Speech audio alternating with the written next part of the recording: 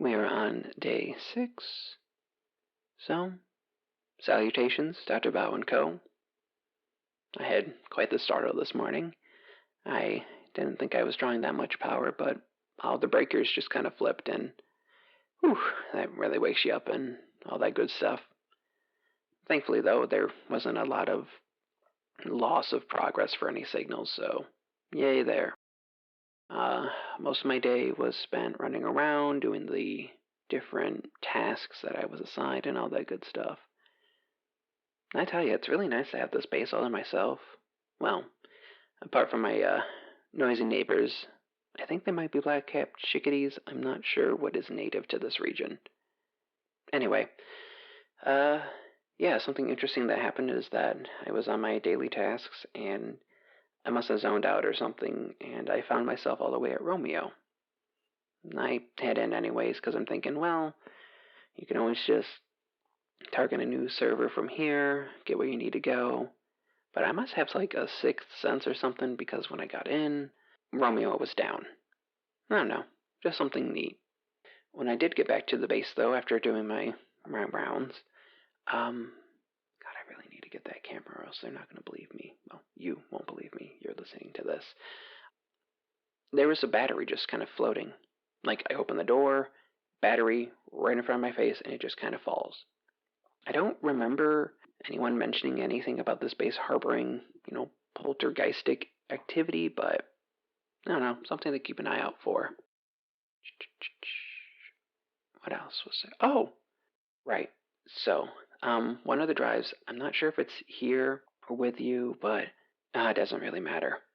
But on it, though, if I sent it to you, you'll know what I'm talking about. If I didn't, I think I caught the sounds of extraterrestrials actually speaking. That's exciting. I think it could be maybe just the prosody of it, but it almost sounded like they were either speaking or attempting to speak in English. I don't know. Maybe they've been listening to our communications and have been picking up a few things. It's not really a comforting thought. Sorry. Yeah, that's really it for the day. It's late. I should probably head to bed. Sorry. I think Charlie just went down. That's a problem for tomorrow, though. All fronts, still doing well. This is Dr. Kel signing off. Day 7. So, a late day's greeting to you all. Whatever the hell that means. Yeah, today was a lot more of the same. These reports might be a little bit short in the future, but I'll try to make sure I hit all the relevant information.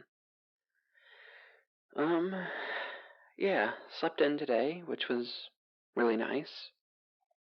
I guess that's one of the perks of setting your own schedule, outside of the 24 hours to complete whatever Dr. Bao sends me schedule. Oh, speaking of which, is there any way you guys can airlift me something to deal with this overgrown vegetation?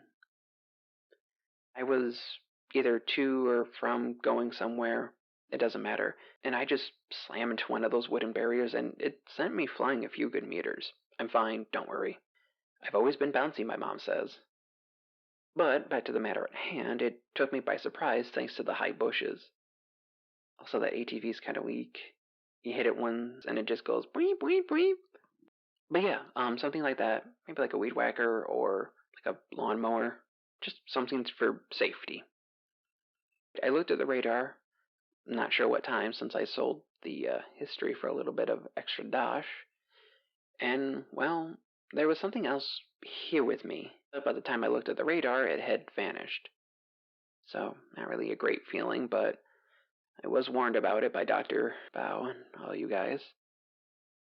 Right, Dr. Lur, sent me a really nice message once he got my drives and all that good stuff. So, that made the day a lot better. Oh yeah, speaking of drives, I think I got one of Earth. Like, the display showed Earth, which is weird, but I don't know, maybe I caught some of the signals bouncing off a satellite. So, something that wasn't so great, and I'm going to be tipping my hand of when I get these recorded, but around 2200, something was once again picked up by the radar, but it was moving towards the base. It was maybe about 100 meters or so from the base, and then it just kind of vanished. So I get to sleep with that knowledge in my brain, I guess. Yeah, Dr. Kel, signing off. We're on day 8. Sorry, this is going to be a shorter one. I haven't really slept more than like an hour at a time recently. I had to flip the transformer near, I think, Quebec, and well, I think we have some voracious predators or something because there was just a pile of what I can only call gore. I mean, we are in the woods, so I guess that's expected. Driving alone is really starting to get to me, though. Keep hearing the sound of wood.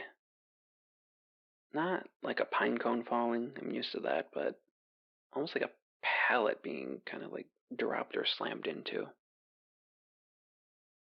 I don't know. Maybe it's just my lack of sleep.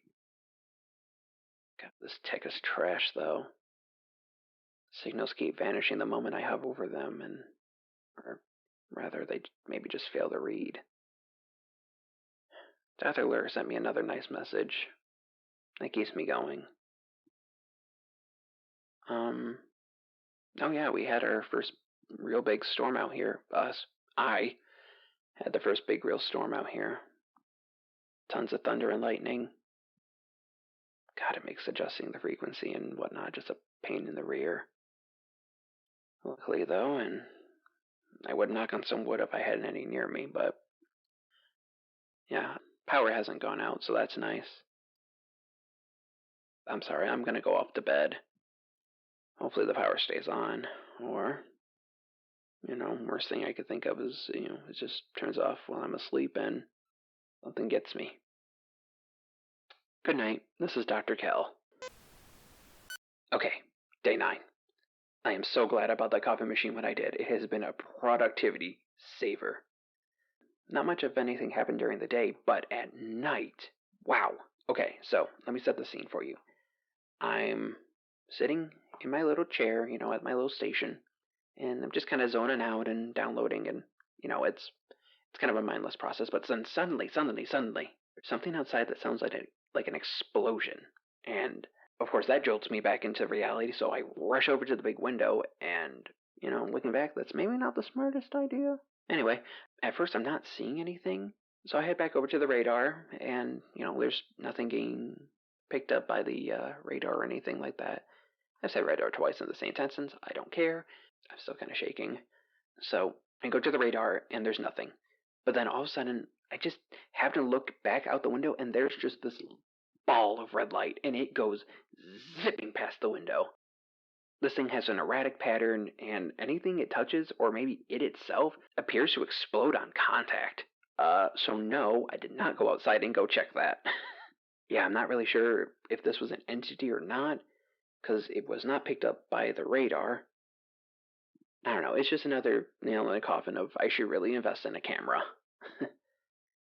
Also, what's up with the toy gun in Lima? Like, haha, funny joke, guys.